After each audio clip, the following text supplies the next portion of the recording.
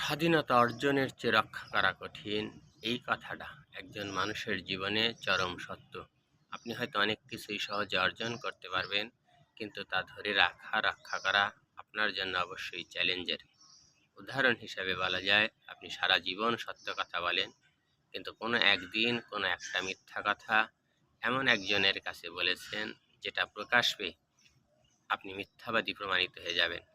আপনি সচ্চরিত্রের অধিকারী, আপনার চরিত্রে এমন কোনো কালিমা বা কুৎসিত ঘটনা নেই, কিন্তু এক মুহূর্তের ভুল, এমন একটা ঘটনা আপনার এই সচ্চরিত্রে কুৎসিত চরিত্র, আপনি নোংরা মনের মানুষ হিসাবে প্রমাণিত হতে পারে।